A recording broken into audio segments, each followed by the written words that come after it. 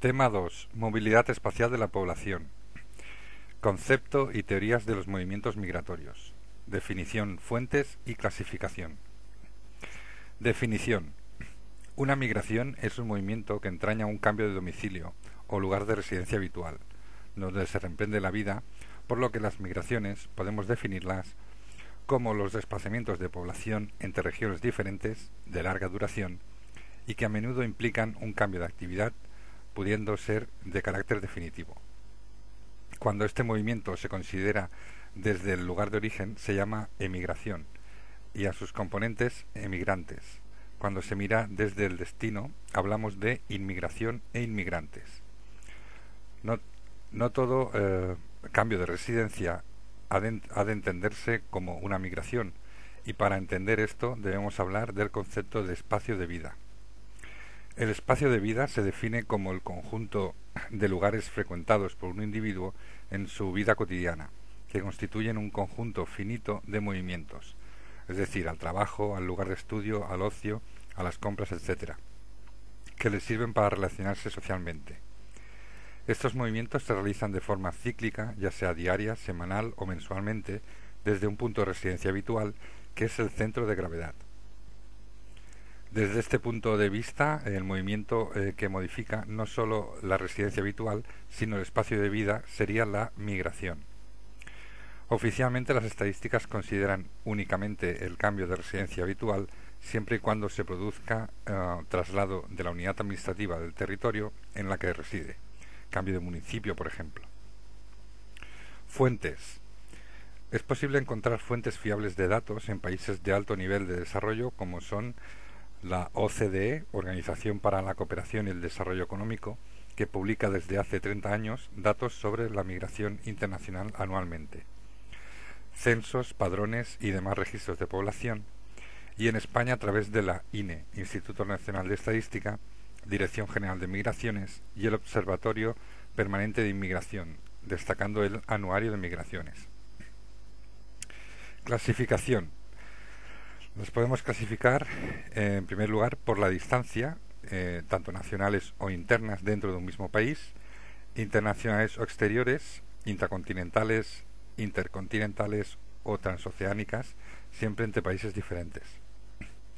En segundo lugar, según el ámbito, tenemos el éxodo rural del campo a la ciudad, interurbanas o intraurbanas de la ciudad al campo, y el frente pionero hacia áreas de expansión económica. En tercer lugar, según la duración, pueden ser temporales, definitivas, permanentes, estacionales, continuas, etc. Según la forma, pueden ser voluntarias, regulares o irregulares, forzosas o forzadas por deportaciones, expulsiones, búsqueda de asilo o refugio, tránsfugas, repatriados, etc. Según el motivo económico, político, de estudios, de jubilación, etc. Y por último, según el número de personas, individuales, familiares, grupos diversos, etc. Medida de las migraciones. El saldo migratorio es el resultado de restar los emigrantes a los inmigrantes. Se suele expresar como tasa bruta de migración, en la que se suman tanto inmigrantes como emigrantes, o como tasa neta de migración, en que se considera la diferencia entre ambas variables, esto es el saldo migratorio. Las respectivas tasas brutas de emigración e inmigración establecen solo la proporción de emigrantes o inmigrantes en el conjunto de la población, expresado normalmente por 1000 habitantes y consideradas a mitad del año. Por último, las tasas de intercambio miden la proporción de migrantes entre dos lugares y sus respectivas poblaciones. La tasa bruta considera todos los desplazamientos y la tasa neta el saldo migratorio. En el siguiente cuadro podemos ver algunos de los métodos de análisis más utilizados. Es frecuente relacionar el saldo migratorio de un periodo superior a un año con el crecimiento demográfico del mismo. Para ello se utiliza la siguiente fórmula de la llamada tasa neta de la migración bruta del periodo. Teorías y modelos migratorios. Las leyes de Rabenstein. En 1889 formuló unos principios leyes, siendo el primero en exponer la teoría de la expulsión-atracción, según la cual algunas personas emigran porque son expulsadas de su lugar de origen. Ravestein se inclinaba más por los factores de atracción que por los de expulsión. Es cierto que hay factores negativos que mueven a marcharse, pero pesa más el deseo de muchos hombres de mejorar su vida que el de escapar de una mala situación. Otros modelos migratorios. A lo largo de los años se han planteado otras varias teorías que se basan en que la conducta del emigrante obedece a unas leyes similares a las de la naturaleza, entre los que se encuentran los modelos gravitatorios, llamados así por seguir la fórmula de Newton de la ley de gravitación universal. Zipf es autor del modelo según el cual el número de emigrantes de un lugar a otro es directamente proporcional al producto de las poblaciones de cada lugar e inversamente proporcional a la distancia que los separa. Howard Strand planteó un modelo en la misma línea, pero que tenía en cuenta las oportunidades que ofrecía el país de destino, medidas, por ejemplo, en ofertas de trabajo, valorándose la distancia solo indirectamente al ser mayor el volumen de información. Otros, como Wolpert, analizan las migraciones desde el punto de vista comportamental, en donde los que emigran opinan que sus necesidades y deseos se satisfarán mejor en el lugar de destino. Es lo que se llama la geografía de la percepción, que atiende a la psicología del individuo. Zelinsky propuso un modelo de interpretación de la evolución de los movimientos de la población de una sociedad en las épocas históricas recientes. Según esto, el proceso migratorio atraviesa 4 fases. La primera fase, o fase inicial, con muy escasa movilidad típica de una sociedad preindustrial. La segunda fase, o fase propia de sociedades que inician su transición, con un fuerte éxodo rural, colonización interior, emigración exterior y movimientos habituales. Una tercera fase, como fase propia de sociedades que están terminando su proceso de transición, que remiten el éxodo rural y la emigración exterior y aumentan los movimientos habituales. Y por último, una fase post-transicional propia de sociedades desarrolladas con gran movilidad habitual, escaso éxodo rural y recepción de inmigración tanto cualificada de países desarrollados como sin cualificar en el tercer mundo. Causas y consecuencias de las migraciones. Las migraciones son selectivas, puesto que en ellas no participan en igual manera todos los segmentos de población. Esta selección varía según la época histórica y las características de la sociedad. Existe una relación muy clara entre migración y edad, emigrando en mayor proporción los adultos y jóvenes entre 20 y 35 años. En la actualidad y en las zonas desarrolladas son considerables los flujos de personas mayores que buscan mejores condiciones para su jubilación, tanto climáticas como medioambientales o económicas, e incluso sanitarias. También se da una cierta selección por sexo, en la actualidad relacionada más con el país de partida, como sociedades musulmanas, con menor libertad de las mujeres, y con las aportaciones del país de destino, según qué tipo de trabajo haya disponible. Trabajos de construcción para hombres, cuidado de ancianos para las mujeres, etc. Por último, se da también la selección en función de los niveles educativos, estrato social y otras características personales, sobre todo en los comienzos de la migración. Factores de expulsión y atracción como causa de la decisión de emigrar. Los más importantes son, en primer lugar, desequilibrios o desigualdades económicas entre espacios. La mayoría se producen en lugares con dificultades de empleo a lugares con oportunidades. En segundo lugar, el intento de mejora de calidad de vida, que suele estar en la raíz de todo movimiento, pero que precisa de algunas condiciones importantes, como tener información de los lugares a los que acudir, posibilidad de transporte, analogía de lengua.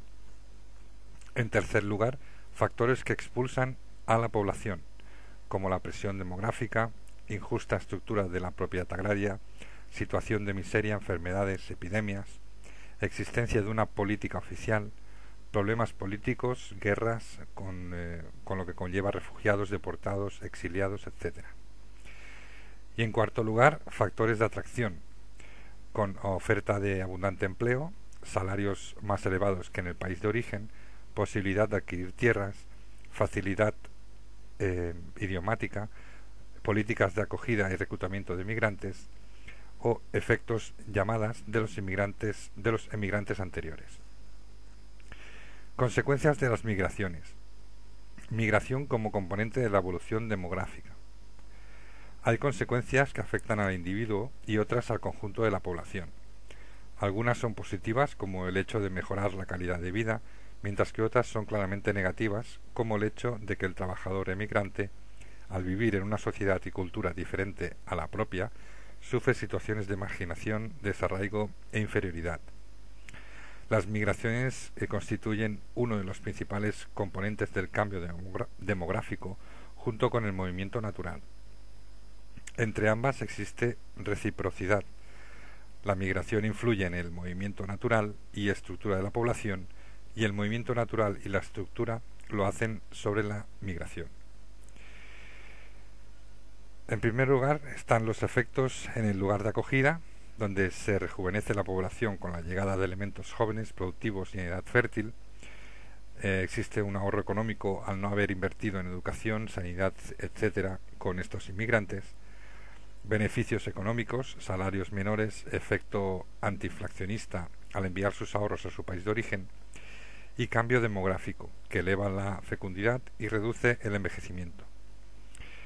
Y en segundo lugar hay los efectos en el lugar de origen, donde se pierde parte de la población productiva y fértil, se pierde lo invertido en dicha población, se puede envejecer la población, puede suponer un alivio a la presión demográfica de existir y el beneficio económico al recibir los ahorros de los que migran.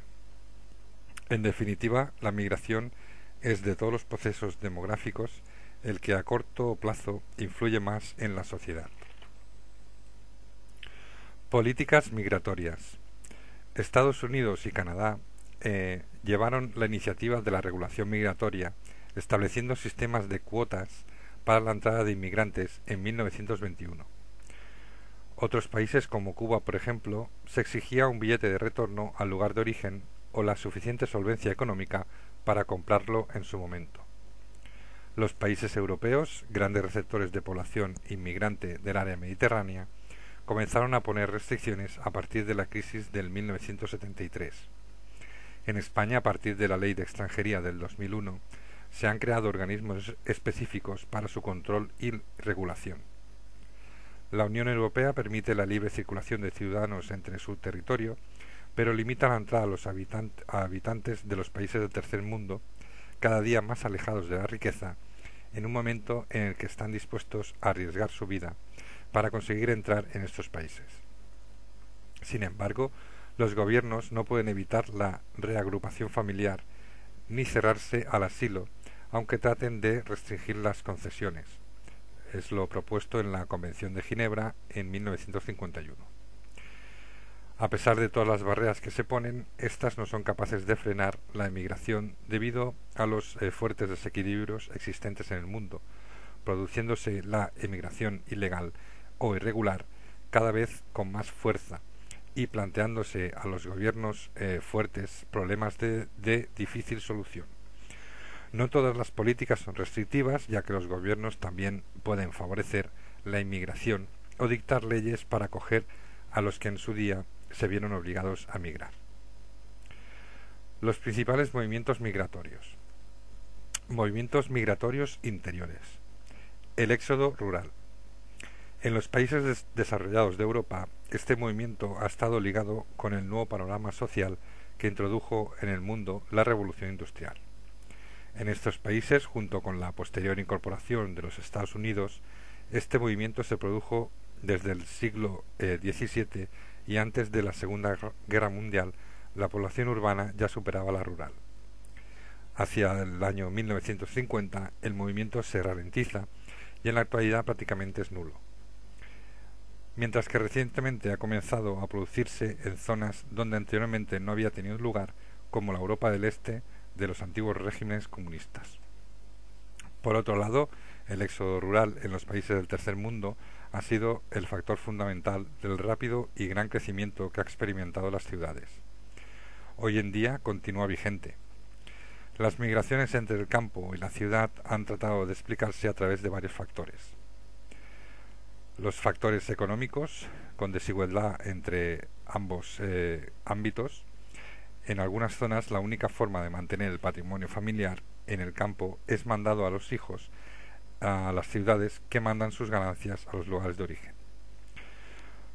Los segundos factores son los factores de atracción, donde la ciudad ofrece más fácil acceso a bienes y servicios, con hospitales, guarderías, empleo, ocio.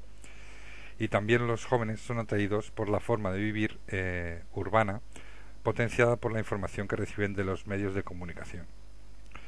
Y el tercer factor es los factores de expulsión, con carga demográfica elevada, braceros que no pueden subsistir debido a la mecanización del campo, rechazo a los modos de vida sociales y culturales del medio rural, más conservadores y tradicionalistas que los urbanos. En los países en desarrollo se producen otros factores de expulsión como las sequías, catástrofes naturales, inestabilidad política, etc. Movimientos interurbanos e intraurbanos. La periurbanización. En las grandes ciudades de los países desarrollados se produce un flujo centrífugo con el cual los residentes de estas se instalan en los pueblos o ciudades de la periferia que se encuentren bien comunicados con ella. Estos movimientos a menudo suponen el traspaso de algún límite administrativo y por esta razón se considera dentro del ámbito de la migración, aunque ello no suponga un cambio de espacio de vida. Se han detectado en la actualidad migraciones descendientes, es decir, desplazamientos desde la gran metrópoli hacia ciudades más pequeñas favorecidas por estados y empresas. Estas están caracterizadas por mejoras en el nivel de calidad de la vida, menores costos de vivienda, etc., con respecto a las grandes ciudades numerosamente habitadas y explotadas. Este hecho ha provocado la ralentización del crecimiento de grandes ciudades como México o El Cairo. Otras formas de movilidad interior, redistribución de la población y políticas de control. Las migraciones interiores, al transferir habitantes de unas regiones a otras, participan en la redistribución de la población, siendo muy importante en los países subdesarrollados. Se suele producir una atracción de las zonas litorales sobre los que habitan en el interior. Una forma especial de migración rural es la llamada de frente pionero para colonizar tierras poco explotadas y habitadas, imitando al colonialismo europeo del siglo XIX en el oeste de Norteamérica, o más recientemente en Australia o Brasil. Entre países subdesarrollados y desarrollados cabe destacar las siguientes características. En países subdesarrollados existe un desplazamiento desde las zonas montañosas y altiplanos hasta las llanuras litorales por la mayor productividad de la tierra y como respuesta a las mayores necesidades planteadas por el aumento de la presión demográfica. Los movimientos de áreas densamente pobladas a otras que lo están menos, y el movimiento de zonas en guerras hacia otras de estabilidad. En países desarrollados existe un declive de las antiguas áreas industriales, lo que obliga al traslado de sus gentes ante la falta de actividad actual. Y existe un atractivo hacia las zonas litorales debido a sus condiciones climáticas, comunicaciones, calidad de vida, etc. Dentro de las políticas migratorias que persigue el control de los flujos migratorios, en lo que se refiere a la migración interior, se pueden distinguir las que lo promueven o las que tratan de impedirlo. Dentro de las primeras se puede destacar la incentivación económica por colonizar nuevas tierras todavía poco habitadas. Así ocurrió en Siberia, regiones de la Amazonia, o en España en el Plan Badajoz y la llegada de campesinos a los nuevos regadíos de Extremadura, principalmente desde Levante. A este grupo también pertenecen las políticas de expulsión de emigrantes tomadas en algunos países del tercer mundo por gobiernos autoritarios con el fin de no atender a una masa social desempleada.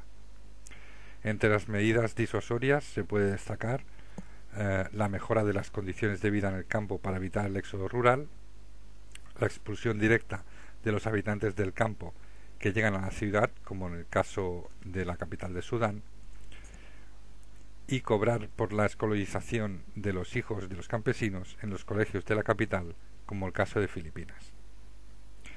Los migrantes forzosos, los desplazados. Hay circunstancias que obligan a grupos enteros a salir de sus lugares de residencia, sea por catástrofes, guerras, hambrunas o cualquier otra causa de fuerza mayor. Son los llamados desplazados, término reservado a los migrantes forzosos que quedan dentro de las fronteras nacionales, mientras que el término refugiados se utiliza para aquellos que buscan protección en otro estado.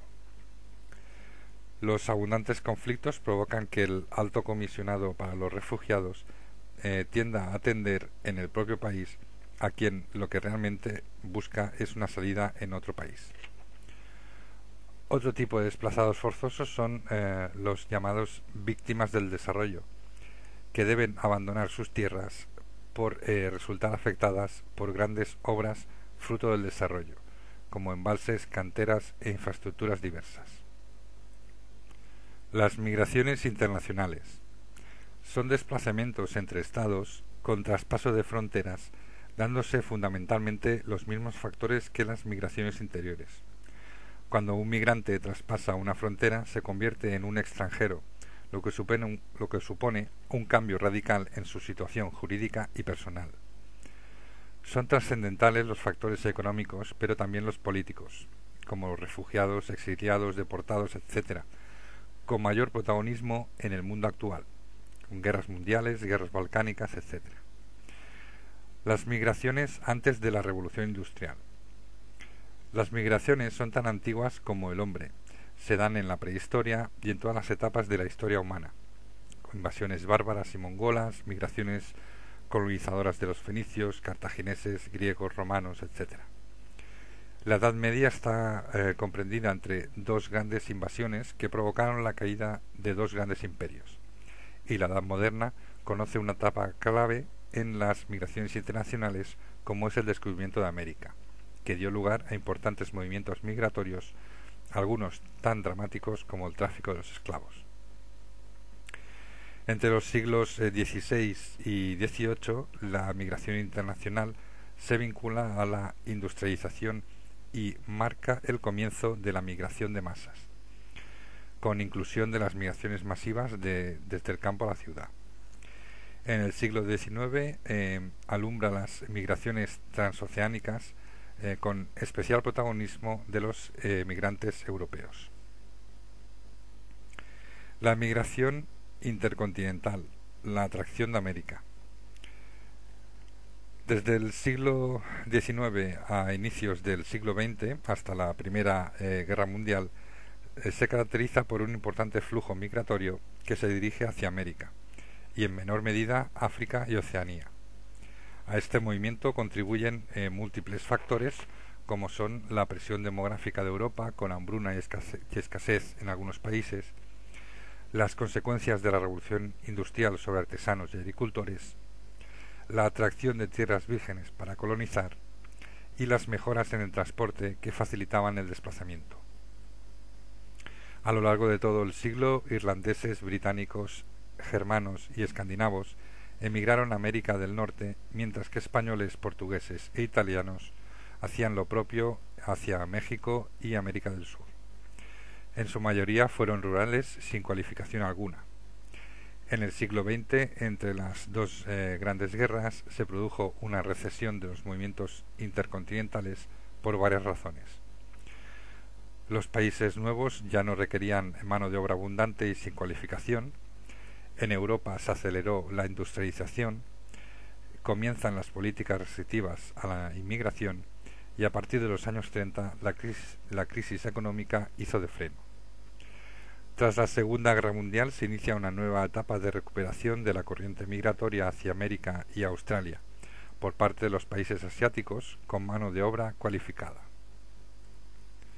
El cambio de los años 60 del siglo XX y la atracción de la Europa industrial. Desde finales de los años 50 en Europa se produce una revolución tecnológica que cambia los hábitos de consumo de los individuos y supone un aumento de la producción, asociado a un aumento en la demanda. Es el inicio de la sociedad de consumo.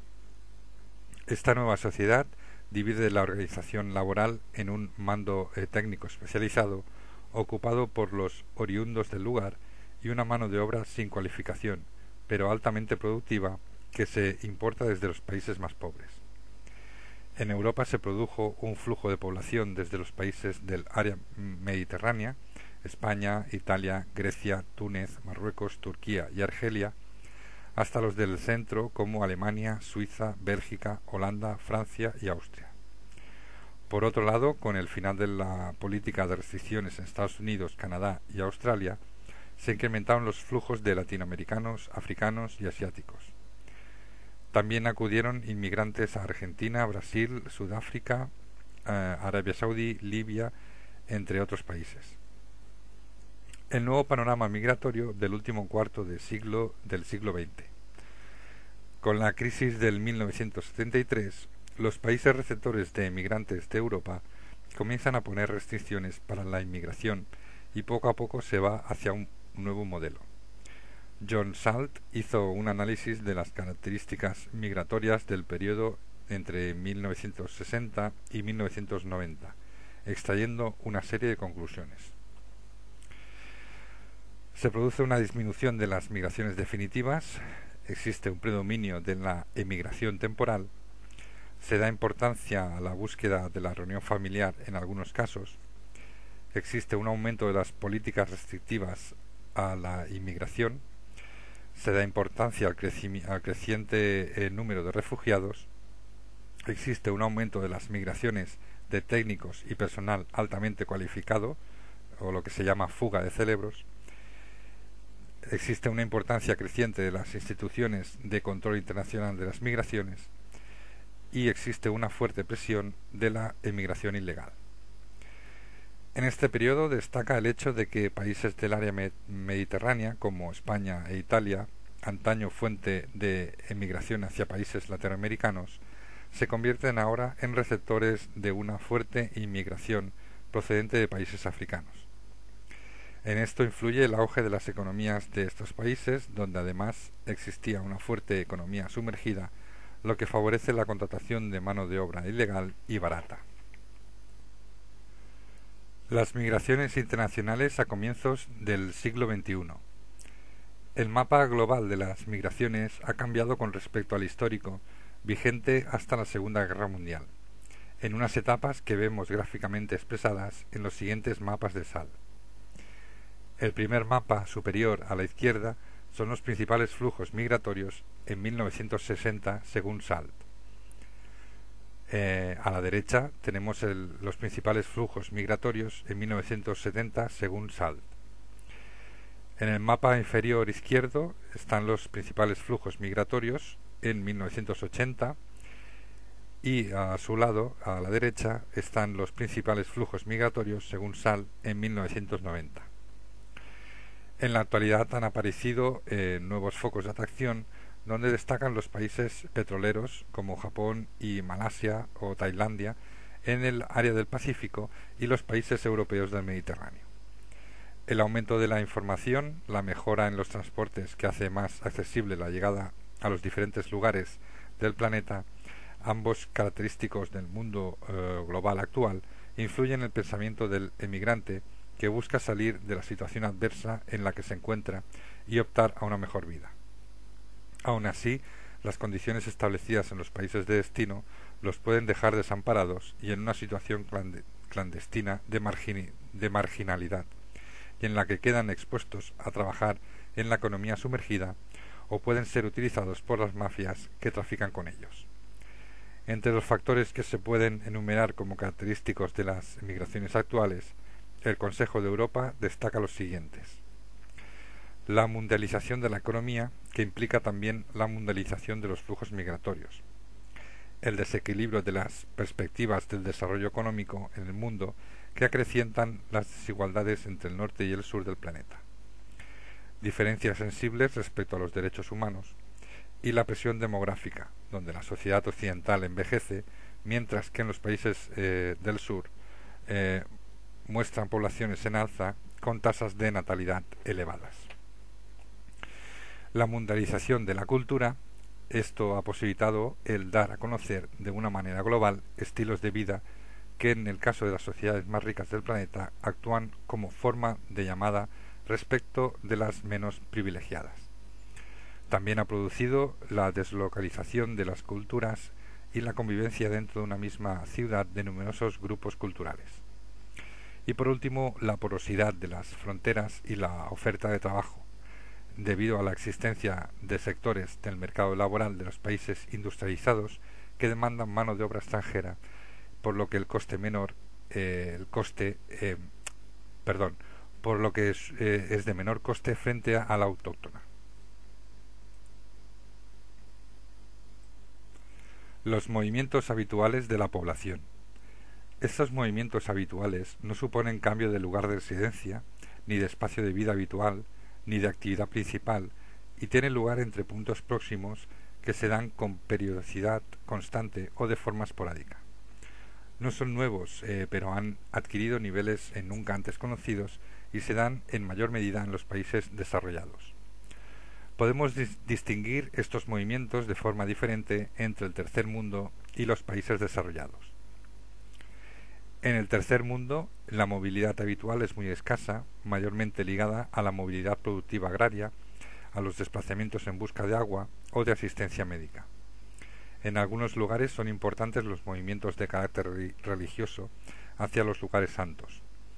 Este tipo de movilidad está ligada al bajo nivel de vida, la debilidad económica y la situación del transporte. En países industrializados se vive un aumento progresivo de la movilidad habitual relacionada con el lugar de trabajo, el ocio, etc., que se realiza a distancias cada vez mayores y que afecta de manera espacial a la población urbana.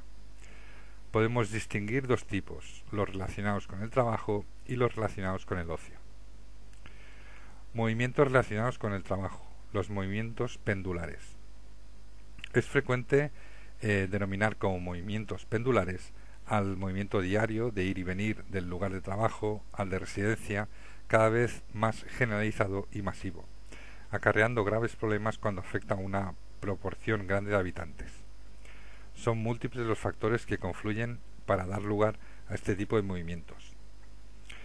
Carestía del suelo, que obliga a buscar vivienda en la periferia, la especialización funcional de las ciudades, que tiende a separar los lugares de residencia de las industriales de servicios, administrativas, etc., la proliferación del vehículo privado, la incorporación de la mujer al trabajo, el crecimiento de las ciudades y el sistema productivo.